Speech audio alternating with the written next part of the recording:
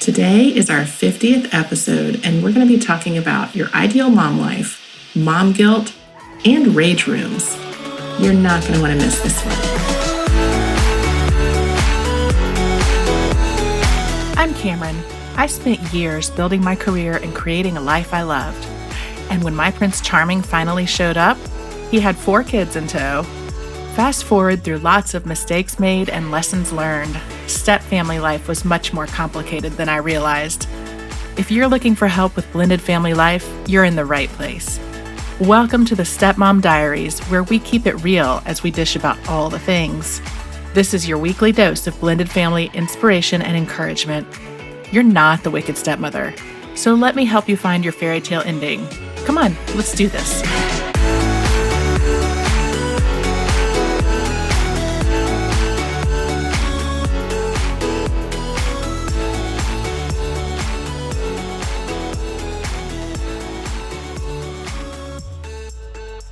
Welcome! Y'all, today is our 50th episode, and I'm so excited. First of all, before we get started, I want to thank you. Thank you for listening, and thank you for being here. You have got a lot of podcast choices out there, a lot of choices about what you want in your ears every week, and I am so thankful that you have chosen to let me talk to you. This podcast has been a real labor of love, and I truly want to help stepmoms with all the things that I have struggled with over the years. And I want to help stepmoms find the resources that I didn't have when I got started. That's why I got into this. So I hope you enjoy this episode and stick with me. We've got many more to come. And if you enjoy what you hear today, can I ask you a favor? Could you go to iTunes or Spotify or wherever you listen to me and leave me a review? If you do, I've got a special gift you'll be entered to win. You can find out details in the show notes, but it's super easy. Just go to iTunes, click on those 5 stars. If you want to say a few nice words, that'd be super, but it'll help me reach more and more stepmoms just like you. So I'm so excited about today's guest. Let's talk a little bit about this. So Nikki Oden is a lawyer and a mom coach, and Nikki and I got into business around the same time and are kind of business besties. We stay in touch almost on a daily basis. And so I have followed the discussion that we're going to have with her today about her book. I have been following her book since she started writing it. And this is such a fun discussion. I can't wait for you to get to know her and love her the way that I do. So with that, let's get started. Hello, welcome y'all. I am so excited about today's guest. We have got Nikki Oden here, and I have to tell you, Nikki's one of my favorite people. We have been business besties since we both just had started our business. I don't know, how long has it been? 4 years or something now, Nikki, that we've known each other? I think so. So Nikki is a lawyer and a mom coach who teaches working moms how to battle burnout, own their days, and lose the mom guilt, which, whether you're a stepmom or a mom, who does not need some of that? She is the founder of Your Ideal Mom Life and host of the Love Your Mom Life podcast. Nikki's work has been featured in Today Parents, The Boston Globe, Cafe Mom, Thrive Global, Authority Magazine, Kidspot, and more. Nikki, I'm so excited to have you here. And I'm going to say up front, you're not a stepmom, but you are a mom and a busy working mom and have lots of experience that I think our stepmoms will be really excited to receive. So, hi. Hi. Thank you so much for having me. It's such a joy to be on this podcast. And I'm so excited to get to talk to your stepmoms, who many of whom probably are also bio moms. And we all have a very similar struggle when it comes to making ourselves priorities, being nice to ourselves, and also kind of just staying off the hot mess express.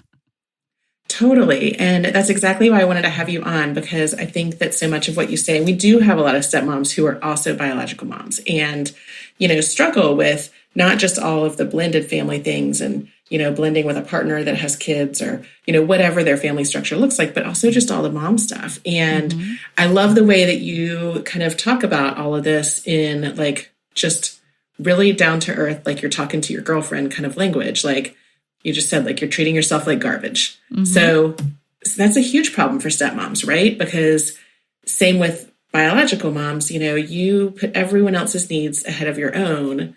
And I know, at least for me, I realized like 6 months or a year in that I had completely lost myself. Yeah. And had to sort of start treating myself a little bit better and prioritizing myself before I could be a good stepmom.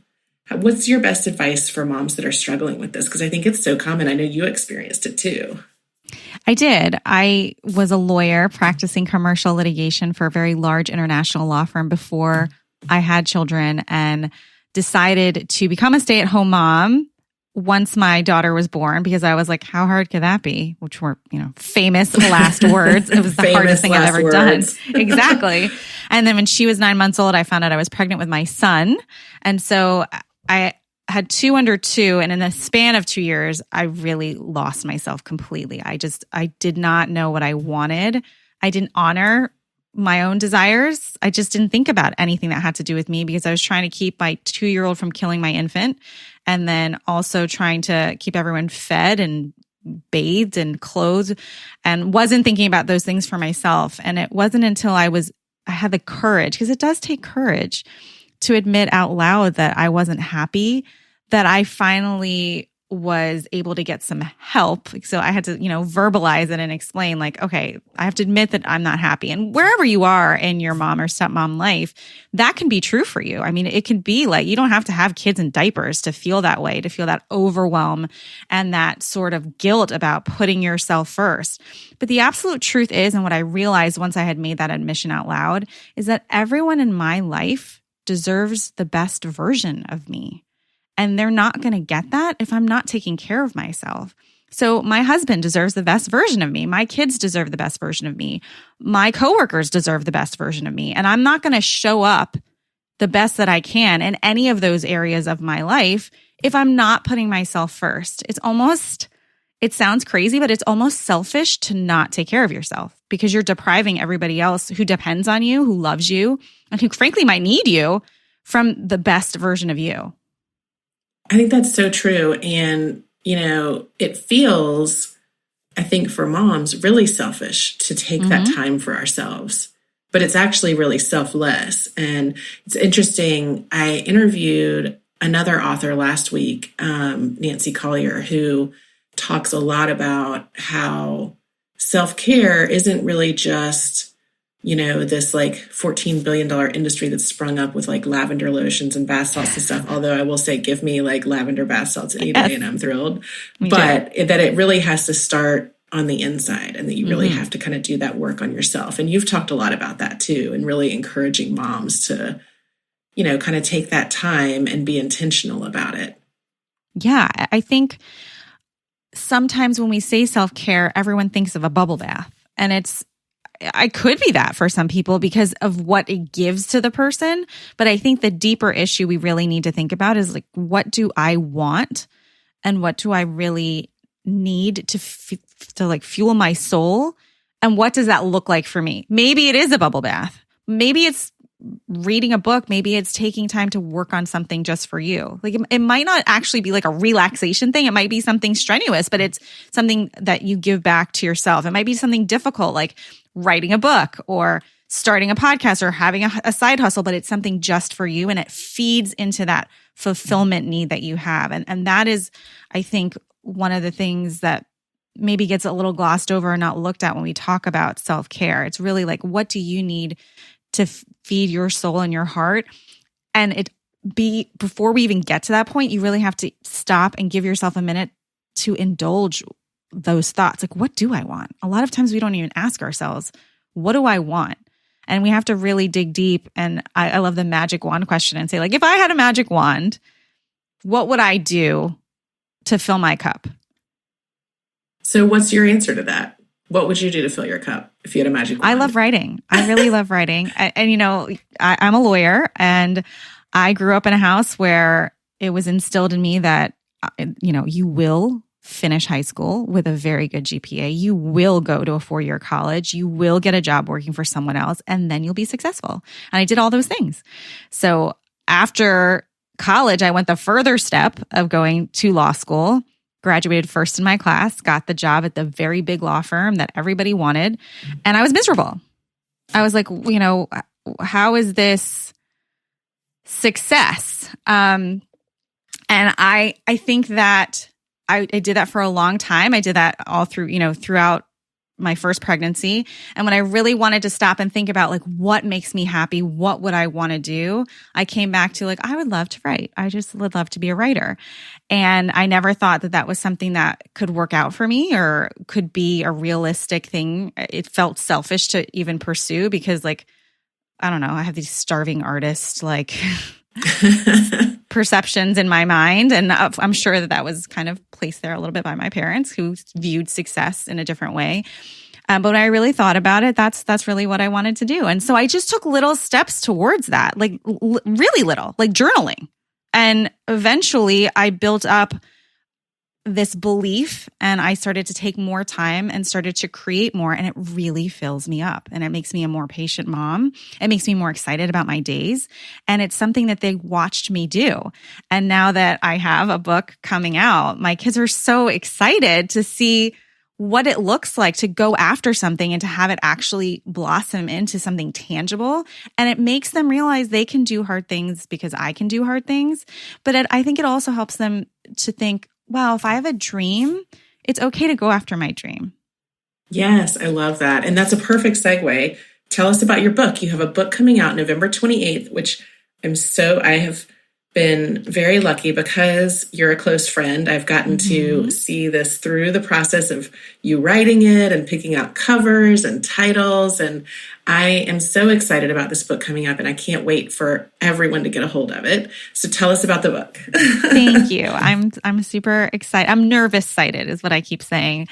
The book is called... I know that feeling. Yeah, it's definitely a physical feeling. It's called But Definitely Wear Mascara, Hacks to Help You Love Your Mom Life and Yourself a Little More. And it's my collection of love letters to all of the working moms, and working stepmoms can fall into that category as well, who are just trying to be the best they can be and still have the impact on the world that they want to have. And that it's not an easy task. It's not easy to go after what you want as a woman with goals and dreams and nurture your family at the same time. So it's a really easy read. All of the chapters are super short and none of them is necessarily connected to the other. So if you wanted to open it and start on chapter 15, you could. You can just kind of look through the table of contents and decide, yeah, this topic really speaks to me right now. I need to hear something about this, and just flip right to that chapter. And you won't be missing out on any of the other chapters as like a base. Like you won't have to have read them before. So it's a really easy way to read a book, which I had in mind when I was, creating it for this group of women, because I know we don't always have time to sit down and read a novel. Yeah, that's exactly right. I love that. So what do you hope that women take from your book? You have had, a really interesting and great journey from going to law school and having the big career and then kind of realizing that that's not what you wanted. Your priorities were somewhere else and now chasing your real dream. And so, what is it that you're telling moms here? What should they take from your book? I want them to take first and foremost that they have gifts. We all have gifts, and that they are supposed to shine in those gifts.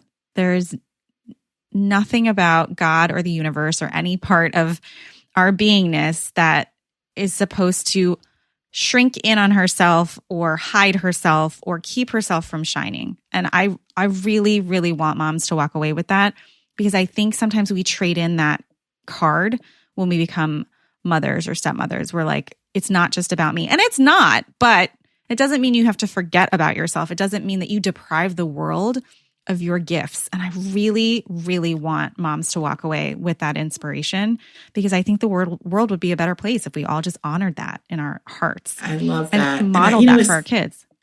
Yeah, we've made so much progress as women, in advancing in the workplace and doing exactly what you did, graduating top of our classes and getting the big jobs and having the big careers. But we still are sort of told that our needs should come last and that we have to sort of fold back into ourselves and take care of everyone else. And, don't go out there and do this. You need to do all the other stuff first, Right. So I think that's such a great message that I think women really need to hear. Yeah. And I think also we have to talk about harmony. I don't like the word balance, but harmony, and that, yeah, you still have to take care of your family. But what does that really need to look like? And how hard are you being on yourself with respect to the way you take care of your family? What kind of standard are you holding yourself up to that your family doesn't even want you to hold yourself up to? And that's where being nice to yourself, loving yourself, and giving yourself grace really comes in. So there's a lot of that in the book about battling perfectionism and, remembering what matters most as you're creating this life for yourself that is really your ideal life. I love it. And, you're talking about, you're really hitting a soft spot, I think, for stepmoms here, talking about the amount of pressure that we put on ourselves, this sort of standard of perfectionism, because, I think what that does is really, it festers and it builds and it builds and it builds. And then all of a sudden you kind of explode. You can't take it anymore because there's no way that you can hit this unattainable standard that you've set yourself. Yeah. I want to talk about the rage room.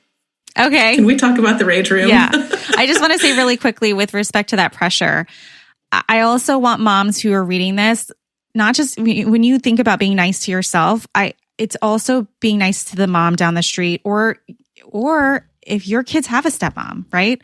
Or if you're, other people who are stepmoms, be nice, right? We are all doing this to ourselves. So if we're kinder to ourselves, we should also have that lens of, she's probably going through that too. I should be nicer. But yes, we should be a sisterhood. Yes, exactly. We should be supporting each other.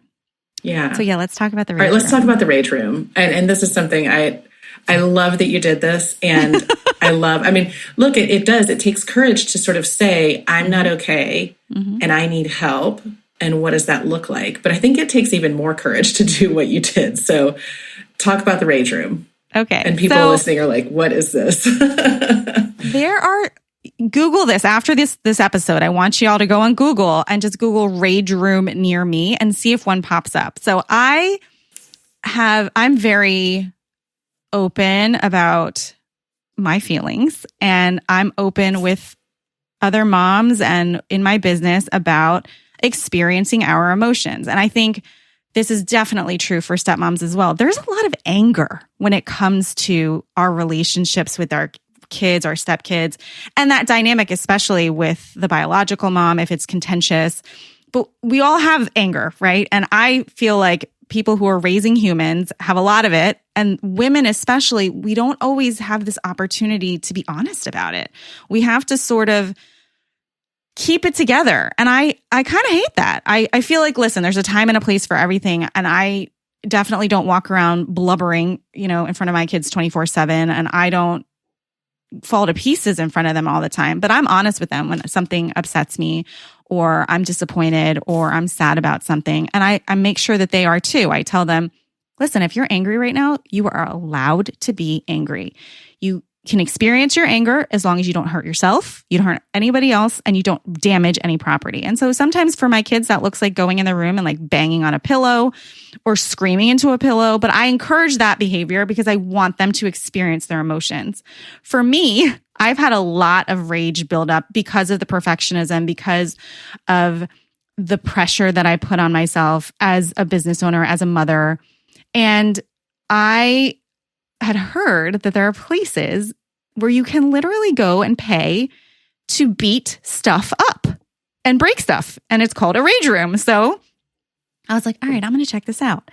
There was one near my house. I looked at the reviews and I called them first because you can book it from in 15 minutes all the way to an hour. And so I was like, how long, how much time do I need? Yeah, how much time should I book? It kind of feels like 15 minutes might be a lot. And he's like, well, if you have a lot of issues to work through emotionally, you probably want to come for at least 20. And I was like, all right, I'll do 25. And they sell packages for I'm going to go all in. Yeah. They sell packages for groups, so you can go in a group, and I'll talk about that, my opinion on that in a second. But so I booked it. I showed up. The only rule, he's like, wear closed-toed shoes and wear longer pants. But he put me in this work jumpsuit that went all the way, buttoned all the way to my neck. I was wearing what I would call a welding mask almost. so it would block any glass or shards that hit me. And then I was wearing gloves. And he put me in this room. 3 of the walls are drywall. So I was only allowed to hit against one wall, which was made of brick or I don't know, cement.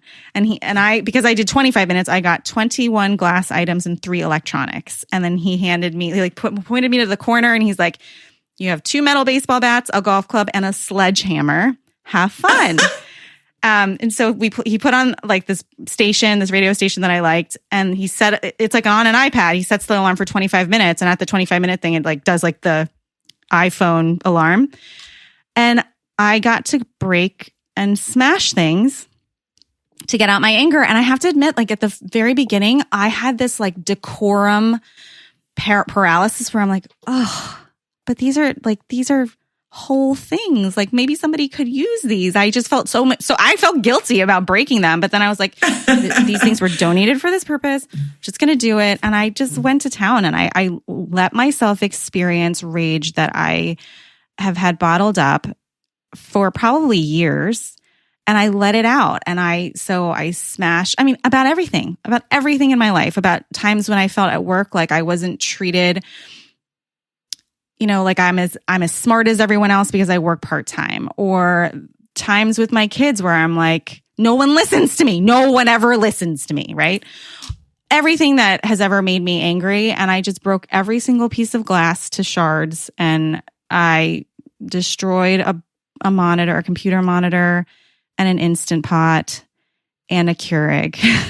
And at the end of it, I cried, I screamed. And then at the end of it, I was like sweating profusely, and I felt so calm. I felt so still. And were you thinking, like, when you took swings, were you thinking of specific things that you were mad about? Yep. Mm-hmm.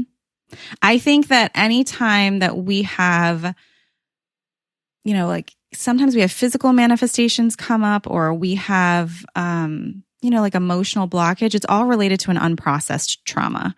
And so I was like, I'm going to come here and process it. I'm going to let it out. It already happened. There's nothing I can do about it. But now I can like feel the feels. And once I felt them, they lose their power. They're gone. It's like pulling a tissue out of a box.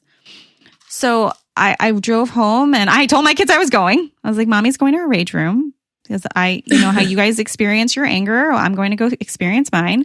And they were like, how was it?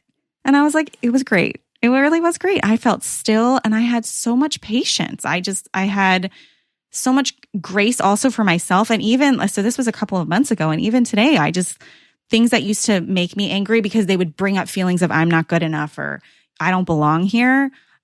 I don't feel that way anymore. I feel really neutral about it. And it's been an amazing experience and one that I recommend for every mom and stepmom on planet Earth. I mean, it's safe and it's effective. And it's life-changing, honestly. Like it changes your whole perspective and like the way you approach situations. So, and then the one last thing I want to say is they do offer it as a group thing, almost like an escape room or axe throwing.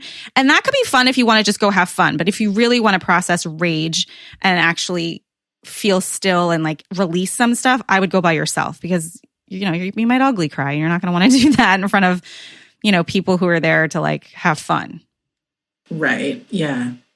Yeah. It sounds like it would definitely be an ugly cry experience. Mm-hmm. You know what I mean? Mm-hmm. But it was so cathartic. I mean, it was. Wow. And that's amazing that you're still months later sort of feeling the calm from it.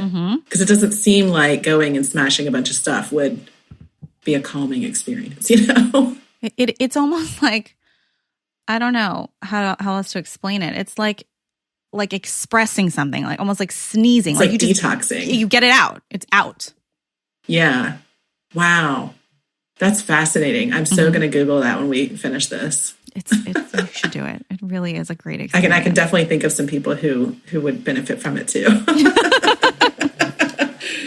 Oh, I love it. That's so fun. It's always the quiet ones, Cameron. It's the quiet ones who are like quietly just bottling everything inside.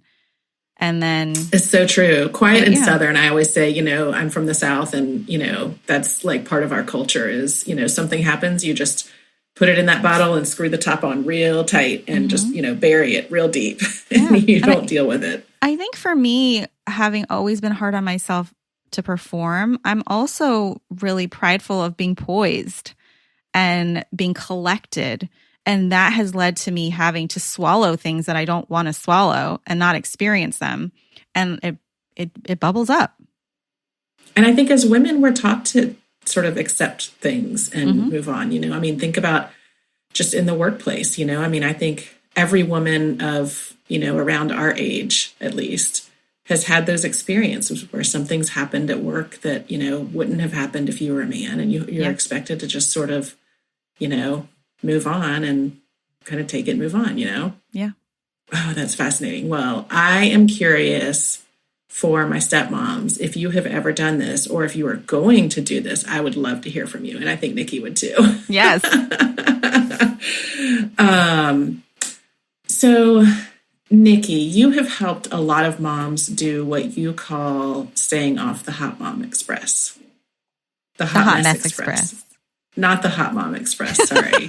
You're a hot mom, right? I want to be on the hot mom express.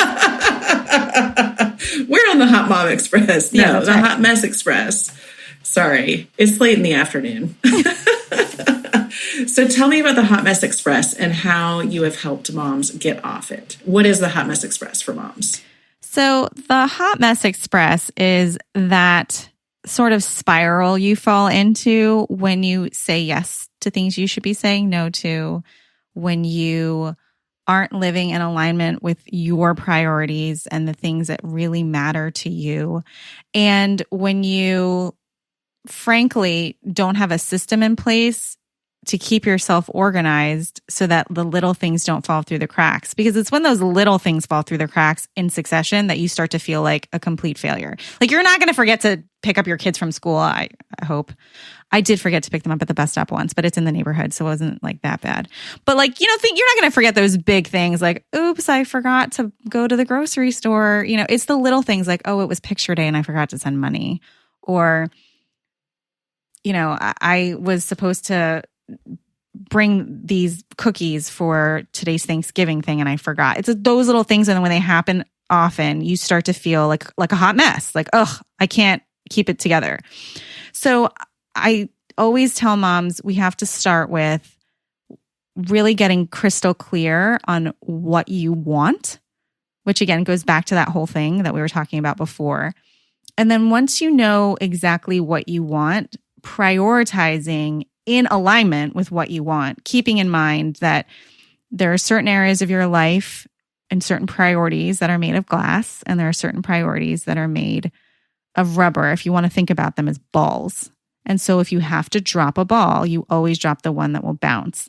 So when we talk about what do you really want, you're probably going to have some top desires, goals in both your personal and professional lives. And in my opinion, everything on the professional or business side is a rubber ball. I say that because money is not finite, and there are any number of jobs that you can have in your life. And although your business and your job may be a huge passion of yours, it's not something that can't be replaced versus your kids, your stepkids. Like, there's absolutely no replacing them. And your own health, your mental health, your physical health, you only have the one body. So when it comes to figuring out what you should be giving attention to and where you should be focusing your time, you have to remember which balls are made of rubber and which are made of glass. And as long as you're taking care of those glass balls, you're winning.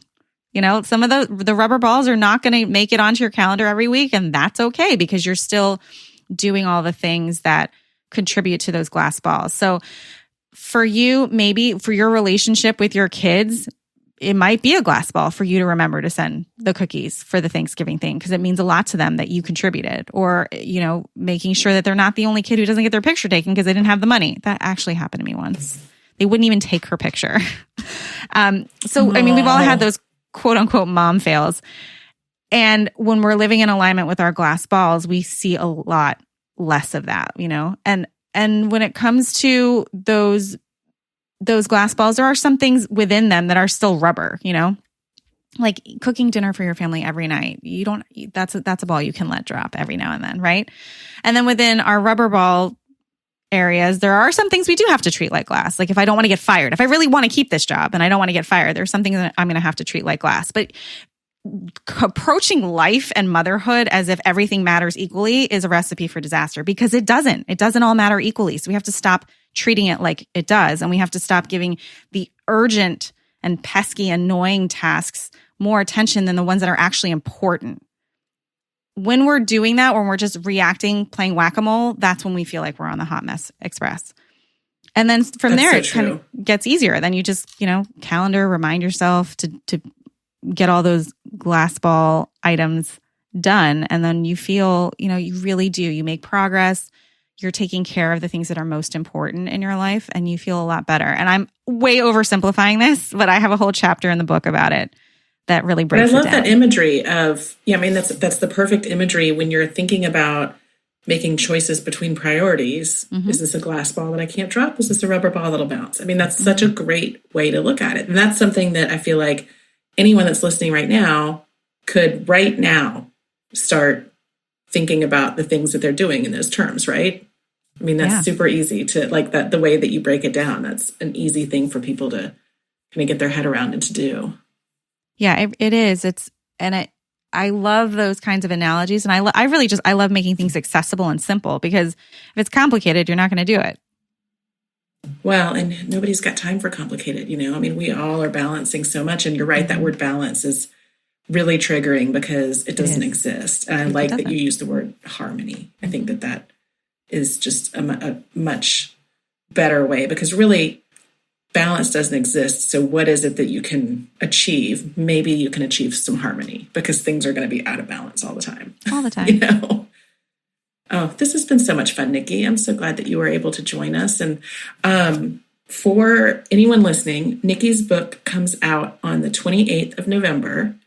It'll be available on Amazon. I will put a link in the show notes, and go get her book. It's amazing. You guys are going to love it. She's a great writer, a great storyteller, and I'm just so glad that she's sharing this with all of us. So thank you, Nikki. And tell everybody where they can find you before we leave. You can find me on Instagram. I'm always on Instagram, and I love to make new friends. So please follow me. My handle is @Nikki Oden, NIKKIODEN.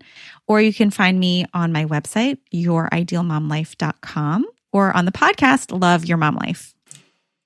Yay. Well, thank you so much, Nikki. This was so fun. And we'll see you soon. And we'll be sure to share all the details about your book, and we'll put it on our social media as well, because I'm just so thrilled for you. Thank you, Cameron. Thanks for having me.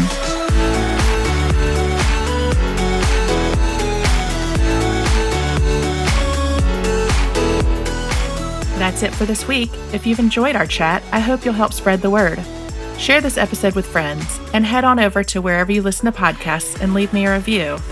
And don't forget, for more great stepmom content, head on over to thiscustomlife.com and follow me on social media. Just search This Custom Life on Facebook, Instagram, Twitter, and Pinterest. Until next time, you keep being you, and know that we are in this together. See you here next week.